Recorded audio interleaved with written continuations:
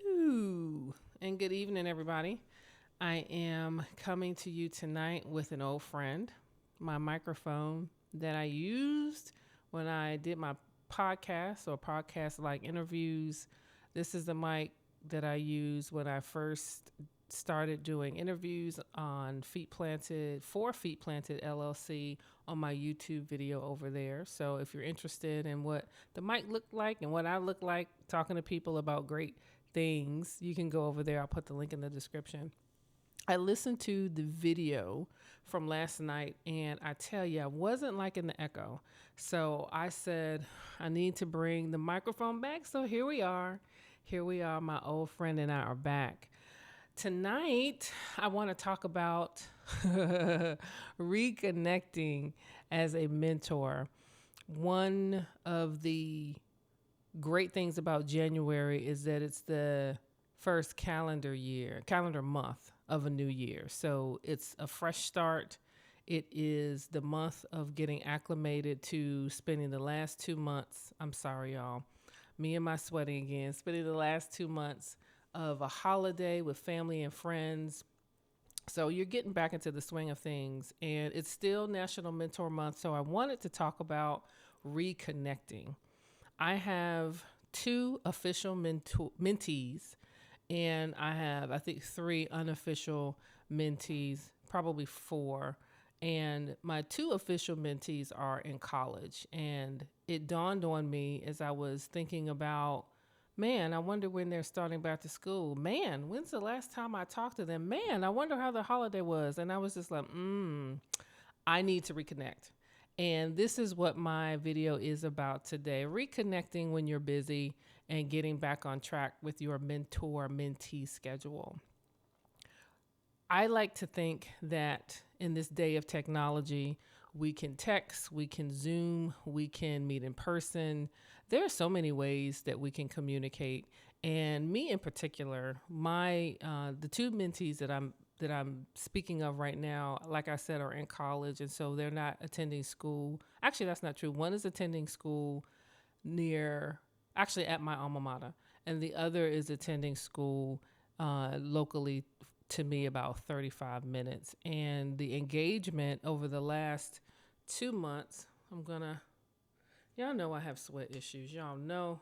So this isn't going to be a surprise when I do that. Back to my sentence.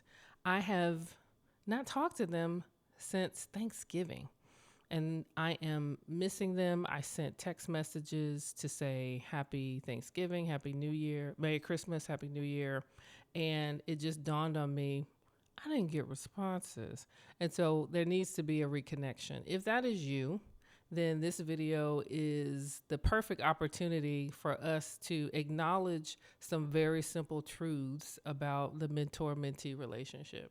Engagement is important, and there will be lulls in the communication. Even if you gain agreement up front that we're going to talk bi-weekly, which my mentees and I have set up, life does happen, and you won't always know when there's been a shift in the schedule unless you engage. And sometimes it takes a minute to re-engage after two major holidays, even if your mentees are not in college, or even if your mentor is, working or not or retired. It doesn't matter. The relationship is January, and it is very reasonable for there to be radio silence. So if you are a mentor, I'm talking to the mentors now, and you have not spoken to your mentee, I want you to not beat yourself up, and I want to provide you ways to check back in. And these ways are not earth-shattering. It's the level of intentionality. Text message. I sent a text to my mentee that said, Happy New Year. Hope all is well. Looking forward to reconnecting. Can't wait to hear how your holidays went. Please let me know when you're free to chat. Now, that's easy and simple. Most of us have our phones near us if you're not busy. You can send an email depending on the age and what your mentee is doing. They may respond.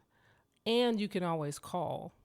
And the call is either a cold call, meaning you don't send a text message and say, hey, I was thinking about you. I'm going to call you in another hour or so, trying to give people notice. Or you can just, instead of telling them what you're going to do, you can say, hey, wanted to reconnect. When are you free? I like to hear your voice this evening just so I know you're safe and you're well. Is it okay if I call you in an hour? And that is another way to reconnect. The email, again, I'm not a big email person, but feel free to email if that's an approach that you want, depending on the nature of the relationship that you have. So you've got some options. The fourth one that I haven't mentioned is that face to face. You can actually set up some time if you are in the same area, a coffee meeting, lunch meeting, even dinner, depending on where you all are, I think is appropriate. And also depending on the relationship. The reconnection needs to be one where it does not provide or suggest guilt on any party. Again, don't know the agreements that you all have set up, mentee relationship. So you may need to adjust accordingly. If your mentee or mentor has not responded to any mode of communication, no text responses, no email responses, then you may in your phone conversation say, hey, haven't heard from you. I've sent this, that, and such and forth. Is this still a relationship that you want to continue? You may have to get to that. But hopefully, before you get to that, you can communicate, check in, do eyes on, and then just catch up. Why is reconnecting important for the mentee? So the mentees, I'm talking to you. As a mentor, I recognize that my mentees historically have been younger than me. And I'm sure that you all have things that you're doing. You're not really thinking about having a conversation with me. You're either working, those that are in college, you're enjoying your time off because you're going to have to go back to school in another week or so. It's the 12th. So most schools are either going the third week in January. Colleges are going the third week in January or maybe even the fourth, depending on what school you go to. So you may be just finishing stuff up, getting that last minute of freedom before classes start. If you are in high school, then you're hopefully connecting with the parents of your mentees. And mentees, that person may be a family friend. You see them at church. So you're already connecting. Give your mentors a break if they have not been as responsive. And please provide times and dates that you have already looked at your calendar and put on hold. This actually goes for both parties when you are trying to reconnect. One of the things that I do that I need to stop doing is saying, hey, I can meet here or I can meet at this time. And I'm going sheerly off of memory. I'm looking at the ceiling because that's what I do. My calendar is up there in the sky and I'm looking and I'm trying to rely on this memory to determine when I'm free. And that typically gets me double booked. So look at your calendar and actually sketch out 3 different times, 3 different dates where you can put a hold on available time to meet. Mentors and mentees, that is something that I want both of you all to do because it just allows for more flexibility. And notice I said 3. Coming up with one date is you just have to go back and forth.